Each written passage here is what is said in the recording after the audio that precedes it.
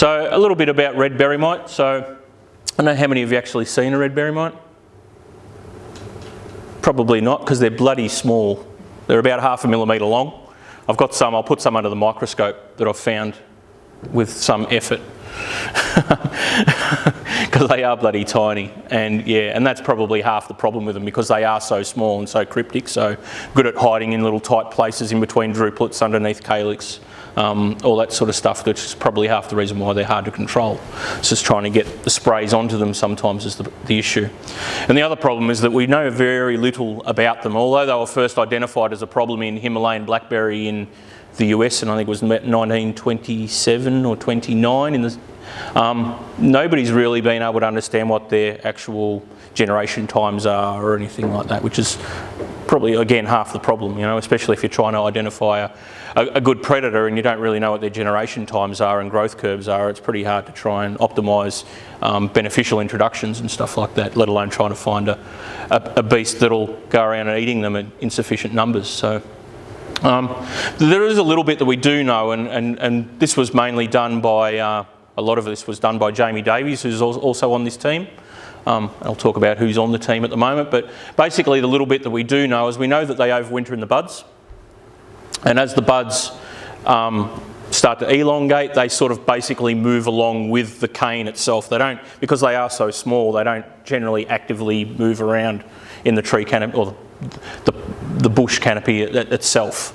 So they're sitting there and they're hiding in little nooks and crannies in behind bracts and stuff like that, and then they're moving along, and as the canes elongate, they're sort of moving along the canopy, and then they might migrate across between canes and stuff like that. And then as the buds develop, the flower buds develop, they're hiding in behind the bracts, and then they'll move into the bud and then potentially start feeding. And because they are generally hiding in behind the calyx or underneath the calyx, that's generally where you see most of the damage. And it's believed to be feeding damage caused by enzymes that they're excreting while they're feeding on the fruit. Which stops it from stops the fruit from ripening, and then you get that classic damage. Because they don't always hide within the fruit, they're also hiding underneath the calyx, I should say. You also potentially get damage through the fruit because they're so small they can hide in between the druplets. So that's why you get damage like that. And that's, even when I do talk to people through the project that might not have seen it in a commercial crop, they've generally picked fruit from, you know, feral blackberries, and then they've seen that classic damage going through the druplet rather than just all a big band around the top of the fruit like you've seen there.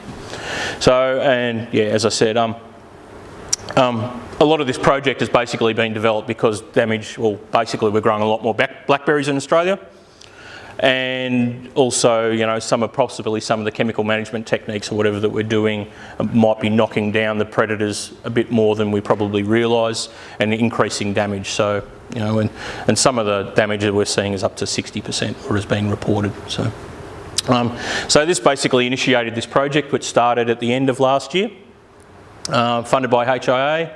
And basically we've got 4 people on the team. So we've got Michelle, everybody knows. Jamie Davies, who did his honours in Redberry Mite, or Redberry disease actually, I think it was 2002. And he's now works within biosecurity in Dipipwi. And he still does a lot of mite work as well, so he's been really good and helpful to do that. We've got Jeff Allen, which is my boss, who also was Jamie Davies' honours supervisor when he was doing that Redberry damage honours project.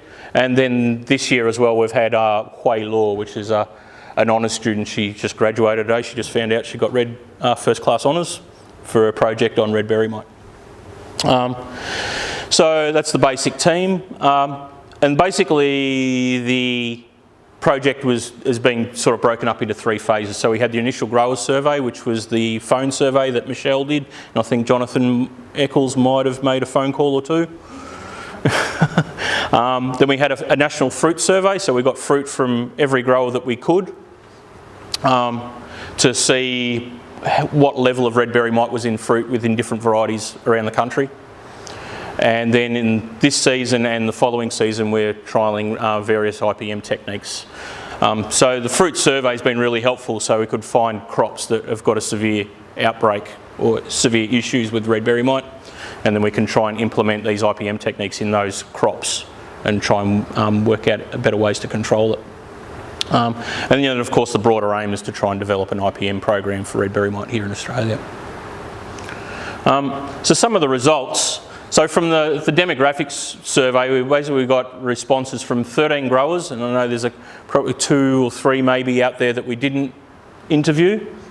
3 agronomists, a couple of IPM consultants, and 1 consultant from New Zealand. From that we could actually work out, because RABA didn't actually understand what level of blackberry production was in Australia. They didn't know who grew what and how much they grew. So this has also sort of generated a bit of understanding of how big an industry it currently is. And we already know this has expanded already probably from this, because I think in Norland you've planted more since we took this survey. But at the time there was about 81 hectares in Australia. Costas and Norland were growing at the time about 39% of that fruit. 47 hectares of it are under tunnels, and at the moment we have about 11 cultivars commercially grown in the country. So that said, it's still a relatively new industry to Australia, and again, when I talk to people about it, they either didn't know that you could buy commercial blackberry varieties, or have only tried them once, and generally like them, especially with some of these new varieties. So it is expanding, and as you all know, it is expanding and will continue to. So with all those participants in the survey, that everybody except for 1 actually knew or could describe the Redberry Mite symptoms. So I'm basically pretty well educated in what to look for, which isn't always the case in some crops. And the damage is ranging from anywhere from 0 to about 60% in severe cases. You all sort of reported that variety is probably one of the most important factors, but there was also some, and that good management can reduce the damage down from 60 down to about 5% or less.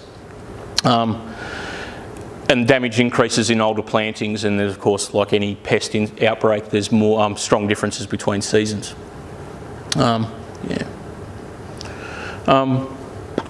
Else. So nearly all the growers, so 10 out of the, well, I said 14, should be 14 because I know there's a couple more out there, reported using monitoring and control by control. So you've got some level of IPM understanding in the industry already, which is really helpful from my point of view, because I know when I started working in the apple industry that necessarily wasn't always the case. Well, some people said that they did, but when it came down to their actual practices, they weren't necessarily doing softer control measures or more targeted control measures. And again, a lot of growers, and I'll talk about more, are using biological controls, but of course nothing for Redberry Mite, because there isn't a known predator for Redberry Mite at the moment, and we'll talk a bit more about that later. But that said, given that there is strong IPM understanding within the berry industry, chemical controls tend to still be the primary mode of control for Redberry Mite, not just for that, but also for other things, like, although some controls are used for thrips, but also green veggie bug, mirids and stuff like that as well. So there's still a strong chemical reliance in the industry, and some scope to develop IPM even further from that basis. So, I mean, given that you all sort of understand what IPM is, and I know some of them are previous students and probably been browbeated by me and others about what IPM, but I suppose the important definition is using multiple management techniques to minimise pest outbreaks. So it's not about elimination anymore. And I think we're really stopping thinking in those terms, although you still hear that belief that we can eliminate some of these pests, but I think in the grand scheme of things, unless it's a new introduction, it's unlikely. So, and of course, it increases sustainability of the crops, both environmentally, financially, and a lot of health issues, and then again are reduced by reduced chemical use. And of course IPM isn't a new concept either. So it was really first postulated in about 1959 by Stern, who really came up with the idea because they were already starting to see the issues with DDT and the human health outbreaks. And not long around the same time, Rachel Carsten was writing Silent Spring and talking about the potential impacts that increased chemical use are going to have, not just in agriculture but in the broader environment, and again the health impacts that are going to cause that as well. So, I mean, some of this data is not, this data is actually from some of my work in apples, but there are multiple benefits from reduced chemical use, and from that, the true effects of chemical use or pesticide use are numerous. So, of course, we've got resistance issues, off-target effects, pest resurgence, secondary pest outbreaks, pollution, health issues and stuff like that. But again, it really sort of impacts the ability of you guys to control your pests depending on what it is that you're doing or what sort of management techniques you are. So this is actually from an apple orchard, and if we look at this data was taken at the prime of probably imidacloprid, where it was the poster boy of pesticides that was deemed to be IPM friendly. But when we actually started going into some of these orchards, we saw that they were generally dominated by parasitoids because you had a higher pest load, and because parasitoids are reliant on their pest hosts to go through their life cycle, we just saw a natural higher abundance of parasitoids because it wasn't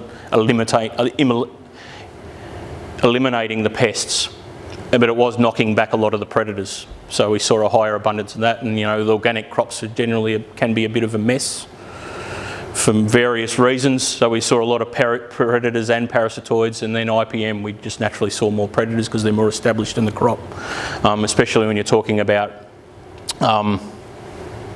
resident predators, so non-migratory ones. So like for apples it's earwigs, again they stay in the crop rather than migratory predators like ladybirds. So we saw a lot of them, and because their pest loads are a lot lower, we saw a lot lower parasitoid numbers compared to predators. So the ratios are quite different. And again, given that you guys already know a lot about that, but the development of IPM programs is generally sort of more, the way I think about it, is done in phases. And this sort of becomes very important about trying to develop a new IPM program, that if you start looking at the first thing is to identify what the pest of issue is, understand what their life cycles, flight periods and stuff like that are, understand what's going on in your crop in particular, then you can start developing especially cultural controls that sort of undermine the establishment of these pests or ongoing establishment of these pests. And then you can move that monitoring programs into not just monitoring the pests but also your beneficial species as well, which is what we're starting to try and do as a part of this project. And then trying to implement practices, especially conservation biocontrol methods, so to try and maintain beneficial species in your crop. Okay, and for that reason, there's IPM's generally deemed to be in a bit of a continuum. A bit of rain. That you could be still IPM but be chemically intensive, but as long as you're using targeted pesticide applications, then that's fine. And then you can move right through to highly biointensive, so a strong reliance on beneficial insects in your crop to do a lot of the work for you. But either way, you're going to be doing a lot of monitoring. Okay. And for that reason, there's depending on where you want to be along that continuum, is also going to be dependent on how much time it takes. So some of the apple guys that I've worked with, it's taken them 3 or 4 years to establish a strong IPM program, and they've reduced some of their chemical use down. There's one apple grower in particular that I work with in Geeveston, and that he's gone from 13 sprays down to about 1 or 2, depending on the year. And he's getting all those benefits from that. He's spending less time on the tractor, less wear and tear, less money on chemicals, and his fruit quality's up. Yep. So cultural controls, and this is going to start feeding into some of the results from this. So cultural controls could be varieties, pruning, farm hygiene, weed management, nutrition. So as we all know, a lot of aphids and stuff like fresh growth. So if you're providing excess nitrogen, you're going to make the crop more desirable to the pest of issue. And and then it really comes down to prevention is better than cure, which is ultimately what a lot of chemicals, except for some of your preventative fungal type applications for, or maybe even some of the neonics, is really about trying to prevent the occurrence from happening in the first place. And for that reason, when we start looking at whether the blackberry varieties that we looked at and looking at Redberry Mite incidents, that we really saw that there was only really two varieties that are of issue in the country. So there's the BLs and Chester. And for that reason, that's really where we're focusing our efforts in this trial. I mean, we did still see, and you can barely see the numbers there in Karaka and Ochita and Thorn-free, but they're so low that they're not worth worrying about, because we're not worrying about trying to eliminate pests. We just want to keep them down below action thresholds or spray thresholds. So yeah, these two naturally became the target for this issue, for this trial. Do you think that's a reflection of the age of some of the varieties? Yes, as well. And so I did get, although we did see this in some of the BLs, it wasn't always the case, and you can see that from the error bars, that we had at least one BL crop that was quite clean, but in general they were generally a bit of an issue. And same with Chester. We saw Chester crops that were good, and we saw Chester crops that weren't. So it does come down to age of the crop, but also the management that also comes down to it. I mean, we could really tease this out statistically and start working it out, but I think it really gives a good indication of what's going on out there. And the other thing, I guess the thing is, if you start looking at what's going on with Elvira, we didn't see any Redberry Mite at all so far. Okay. And given that they're a primocane variety and their canopy is being managed differently, that makes them less susceptible to Redberry Mite and other pests as well. And that's, you know, they've seen that as well in, was it Prime? Yeah, as well. So coming out of the States, exactly the same results. Yeah. As I said, you know, canopy management is going to become increasingly important, and you know, these are some of the Primark 45 results that they're seeing exactly that. That, you know, in the primocane varieties, you're going to get less of an issue because you're removing that a lot of that population every season when you're pruning and burning off. And to that, you know, every grower that we said, you had really good hygiene. So, you know, you're removing everything that you're pruning out and you're burning it off and destroying it.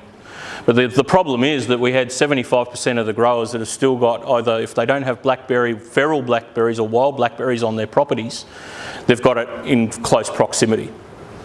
And this is just from proximity to the crop. But we also asked, one of the questions was, what is your general or your average damage incidence, and what is the distance away, if you've got feral blackberries, what distance away are they from the crop? And then we see a nice regression that the further the wild blackberries are away from the crop, the reduced damage that you get.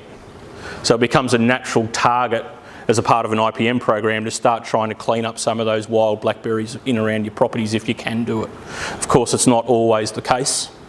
I think of at least 2 properties that, yeah, it's just not possible because it's the neighbours that are the issue, not the grower. But we can say that some of the properties that we have tested off, that, you know, they've got feral populations on their property, and nearly every bud or every fruit that we sample has got Redberry Mite in it. And, you know, that could be 5 or 10 metres away from the commercial crop. So it becomes, you know, becomes low-hanging fruit when it comes to pest management control. That's not to say that everything that, if you remove all your feral blackberries, that Redberry Mite's going to cease to be a problem, but it does sort of, it probably help reduce pest loads. Yeah, so biocontrol, I mean, and again, you all know about this on some level, but there's 3 basic mechanisms. So inoculative, so introducing low numbers generally at the start of the season. Inundative measures, so putting a crap load of your beneficials in there, using it as a bit of a pesticide. And then conservation measures, so trying to maintain them within the crop. Which, from this project, I think this is what we're going to try and aim for. But if not, as long as these 2 sort of measures work, then we might get some decent control as well. So as I said, a lot of you are already using Californicus persimilis for a 2-spot, and Cucumeris for broad mite and western flower thrip. But it wasn't generally used by all growers across the country. So a lot of the bigger growers are, so Driscoll's and Costa naturally are doing it, but some of the smaller growers aren't. And it's going to really try and change that attitude on some level. And a lot of those releases are based on scouting, or you also reported that they're post-application, so put a Vertimec on, do a release, and then, yeah, try and get some good control. And there was only one farmer that we had reports that they were using ladybirds for aphid control, but they were only relying on naturally occurring ladybird populations, so stuff that was flying into the crop, rather than anything that's really that's being released from a commercial supplier. One of the other things that we started looking at, because when I was starting to talk, sorry, I'll just grab a drink. is starting to look at the differences between what's going on in the fruit and what's going in the buds. Because when I realised when I was looking at it, it'd be really good to be able to predict what's going on in the crop. So looking at what's going on in winter so you can work out a good management plan for the following spring. The other benefit of doing this is because of the way Redberry might work, and they generally don't move very far, their disease or the damage tends to be quite localised in small areas, so it's sort of almost aggregated within the crop. And because when we went through and we asked you guys for 40 fruit, then it was a bit of a crapshoot about whether we were going to get capture some of that data as well. So, and we've tried to work on some of that as well, statistically, about work out how many fruit we do need. So again, starting to look at beneficial species within the crop. And we did see really good beneficial numbers in certain varieties, so BLs and stuff like that, and some of those would, of course, because Driscoll and Costa, you're releasing stuff, so some of it's an artefact of that, but we also start seeing good or reasonable beneficial numbers in stuff like wild fruit and cows and Karaka and stuff that weren't too bad.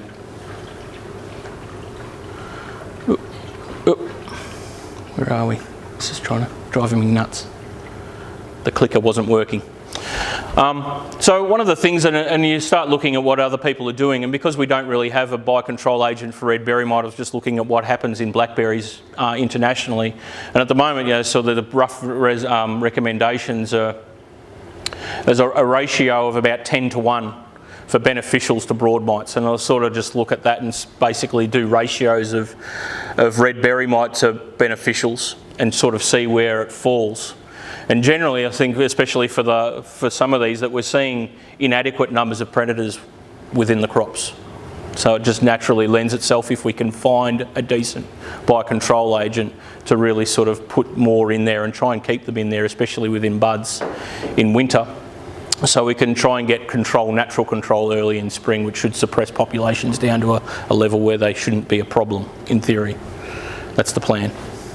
And yeah, and then when we start looking at so these were the ratios within fruit, and they were the ratios within buds, and they're well below 0.1. So we're talking about 0.01 or even 0.004 if we start looking at what's going on in some of the buds, or 0.003 in the BLs. So as I said, there's no current biocontrol agent for Redberry Mite, and that's become one of the tasks for this project. There is a report that I found while doing this that's only new from the US, saying that Californicus may control Redberry Mite, but that hasn't been proven. And given that a lot of you are already releasing Californicus anyway, but still seeing Redberry Mite, if it is having an effect, it's going to be quite low. So we really looked at, and we had a meeting with Jason and Paul Horn and stuff about what is commercially available in Australia that we could try and use that is known to predate areophyte mites. So Redberry mites are an areophyte, a special class of mite. And basically we were left with Occidentalis that you can buy from Biological Services, and Montarensis from Bugs for Bugs. Both species have their pros and cons. So Occidentalis is sort of more of a generalist predator, although its primary food sources are two-spotted mite and red mite. It also feeds on a number of rust mite species which are areophytes, so it makes it a possible or a potential predator for Redberry. It's been in use for a long time, so it started being used commercially in 1965 in the US, and we know that it can predate up to 15 rust mites per year in crops, and that's a lot of that work's been done in apples for rust mite. Its generation time 7 or 8 days at 25 degrees. Females are reasonably fecund, so they can lay up to 21 eggs over about a 30-day period. But the other benefit is that they're tolerant to a number of pesticides, including organophosphates and some others that slip my mind. But when you start comparing that to Montarensis, that's highly susceptible to chemical residues, and they're reporting or recommending that you don't spray anything for 8 weeks before a release. And there are a number of introduction issues, about establishment issues, that it's sort of made Occidentalis the natural choice for these trials. That's not to say Montarensis wouldn't be good for some instances, but it's going to be problematic for establishment and also chemical residue issues. Steve, just on the Mondos, we've Yep.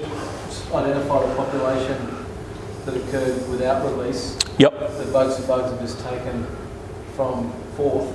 Oh, okay. That absolutely, just went against all of the conventional. Yeah, well, if they're established here, they may be adapted to this environment, and that might make them a good choice, especially in their cultures. Really effective on whitefly. Yep. And I know they've taken a sample to see if they can Culture them up. identify it as, Yep. as what they think it is, Mondos, and see if they can. Okay. Yeah, I'll give them a call. Yeah, and I know Biological Services are also trying 2 other species that they've just gotten, and they're just culturing up, and we might be able to trial them next year as well. So there may be a number of different options from a biological control issue into the future. And hopefully it'll land in a time that we can actually trial them as part of this study. So yeah, but it'd be interesting, because one of the things when I was talking to the guys, that they even admitted that establishment of Mondo was an issue. Yeah. And they were starting to... They were quite negative on it as a... Yeah, and Paul Horn is as well. Control. Yeah. Yeah, Yep. really did the job. Yeah. I mean, and if the issues are really about establishment, then it might still be good, even if it doesn't stay persist in the crop for a long time. As long as it's an effective predator, then it might be fine. Yep. So chemical management, and how are we going for time? Food should arrive soon. Applications of pesticides. So we all know that a lot of pesticides are toxic to a lot of beneficial species, and especially it can take, given that the generation times of a lot of beneficials are a lot longer, or at least significantly longer than a lot of the pest species, and it can take a long time to re-establish your beneficials in a crop, and especially if you've got a population that's established and adapted to the environment. You could be really losing a really good resource in the end that you may not be able to replace easily. So pesticides, I think, is a real issue, and also especially from a Redberry Mite potential. There's really 2 windows that they're recommending to spray for Redberry Mite. So the end of winter at bud swell, when the buds are sort of starting to open up a little bit and the mites are getting a bit active, or leaving it right to the last minute, and so bud formation up to first flower, so up to about 5% flowering, which to me I think is probably a little bit too late, but we've got to prove that one way or another, because I'd be more inclined to try and suppress populations early rather than leaving it to the end and trying to get good knockdown when the fruit's not that far away. So, and from back to the results from the surveys, I mean, everybody that we spoke to, except for one grower who was organic, said that they're all relying on chemicals to knock back fungus, and we're relying on a number of different products depending on who you were, and one of them has included mancozeb, which is known to really knock around beneficial insects a lot. So it could be that getting good fungal control could be or finding good control for fungus that doesn't knock around your beneficials so much could be really the key to getting a good IPM establishment or a good IPM program going for Redberry Mite. So for instance, as I said, mancozeb is known to be highly toxic to a lot of predators, and a lot of stuff was done by Ari Hoffman and stuff at La Trobe, but also some of the stuff coming out more recently is known about sulphur is a lot softer, and there's what's her name she works with Ari as well. I think it's Karen Thompson. But of course, nothing's ever that straightforward. So we know that Cucumeris is susceptible to organophosphates, and Occidentalis tolerates them to some level, but there's always this thing about, certain species are more resistant to certain pesticides over others. So it's really going to come down to, horses for courses, and whatever chemical or beneficial that you're using, you should possibly be thinking about tailoring your fungicide program to match whatever it is your beneficials are in the crop. So there's no clear answer.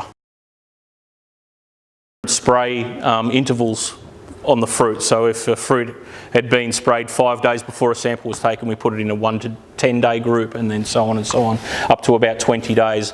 And one thing that we did sort of see is that, I mean, if you look at here at the beneficial numbers, the longer that the spray interval was, the more beneficials you saw in the crop, which makes sense. But then we also got this anomaly that you can also see the Redberry Mite numbers go up until the 20-day interval. But after the 20-day interval, you saw the numbers for Redberry Mite drop right down. They were there, but whether that's got to do with the actual what was sprayed, what variety it was, and that we haven't really teased that out quite yet. So there's no straightforward answer, but I mean, if you look at that, you'd probably say that, you know, the longer the spray interval, or depending on what it is, you're going to increase your predator numbers, and you increase your predator numbers, it's, you know, going to impact on your Redberry Mite, but we haven't got that analysis yet to be able to say that definitively. Yeah, so I mean, what's some of the other things that people are doing? One of the things when we said we had a consultant, it was a guy from New Zealand that works from boysenberries or berries over there, and given that boysenberries are also highly susceptible to Redberry Mite, he gave us what they're currently using, and basically they're relying on sulphur alone, so cumulus, and putting multiple applications on depending on what it was, and again the rates vary as well about what crop stage it is. And also some use of lime sulphur, even though lime sulphur is known to knock around predators a little bit as well, but it seems to be working for them. The other one is the University of California IPM extension. I found this, and again they're using lime sulphur. And depending on the type of blackberry that they're growing, it depends on what sort of thing they're doing. But we do know that, for instance, although lime sulphur isn't always great for beneficials, that we know it is more toxic to rust mites, which is an area phyte, compared to occidentalis, which we were trying to release. So it does have some benefit, even it is softer to some other chemicals. Yeah. But again, some of this stuff they're saying to leave it to the last minute and then spraying it at 5%, and this is what these guys at East Malling are saying in the UK, to hold off and then put abamectin, so Vertimec, on at 5% flour, and again 2 weeks later. But they reported that they got really good mite control, but they still saw damage. And this sort of led to another study where they started to look at, and they go, well, if we've got good mite control, but we still saw damage, maybe there's something else going on. But is it that they got good mite control in time, I guess is the question. If they're leaving it until 5% flowering, are they already starting to see, they're already starting to get damage before they actually see it? But one of the other things they went off to say, and they go, well, maybe it's a virus. So they went through and they sampled for viruses in a lot of the damaged fruit, and they did find, I think it was 3 viruses, but none of them are mite vectored. So they're all aphid and the like, so. It's unlikely. What do their population dynamics look like compared to, say, two-spotted mite, as far as their rate of increase once they... We don't know, and that's one of the tasks that we've given ourselves. But the problem is that I'm starting to sample now. We got really good numbers of Redberry Mite, good numbers, high numbers I should say, in buds, and then in shoots we see them, but now I'm starting to sample from the tips, and we don't see anything. And it's not that they've disappeared from the crop, it's just that they're somewhere else on that cane. So one of the jobs we've got to start doing now is taking whole canes out and then chopping them up and then trying to find out where these buggers are. Because, yeah, and then we can start working out what the population dynamics are looking like. One of the things that Jamie is, and maybe they're just sitting there in low populations and it starts getting warm in January, February, and then all of a sudden the populations explode. But we don't know enough about their temperature thresholds or development thresholds to give you that answer. And it's a problem. And given that they've known about this thing for 90 years, but nobody's able to crack that, it's probably because they're so damn small, you know, and I'll show you, you know. If we knew that answer, it'd make life a lot easier. It's frustrating. The other thing, again, most of you probably already know about sublethal effects. I mean, most of it's known about more from what's going on with neonics and bees, but they're also starting to see more and more data coming out about the impacts of sublethal effects of different products on beneficial mites. So, you know, some of the things like reproduction reductions in persimilus with products that they're not used in berries that I'm aware of, and egg laying with magister as well. So yeah, it's something else that although we might be seeing, find a product that works quite well to knock back Redberry Mite and doesn't seem to have a real issue or really knock around beneficial numbers, it doesn't mean that there are other effects that we're not picking up on immediately. And it could be reduced reproduction or feeding or whatever it is, because there's a number of sublethal effects that can occur. So yeah. So I'm actually 10 minutes early. The pizza hasn't arrived yet. But we can take a break and I can answer questions while we're waiting, or we could go grab a drink. Spearhead Swirsky up there, are they available, and would it be easy to get them into the country? No and no. No. Yeah, I mean, we do some other biocontrol work, especially for New Zealand forestry and stuff like that, and trying to get a new biocontrol agent into the country is a nightmare. Or even trying to get stuff in for undergraduate courses is a nightmare into Tasmania, let alone. Yeah, Swirsky and Mighty Mite are also quite used in Morocco extensively. Yeah. Very useful. Yep. So, yeah, not easily done. And given what we've seen and legislation similar in New Zealand it is here, and it takes a good 5 years of work to prove that whatever it is that you're going to release isn't going to have an off-target effect on something that's native. Especially since they've got pseudo for SA as well. Yeah. Yep. So yeah, not easily done. Yeah, and costs a lot. Yep. So we'll take a break.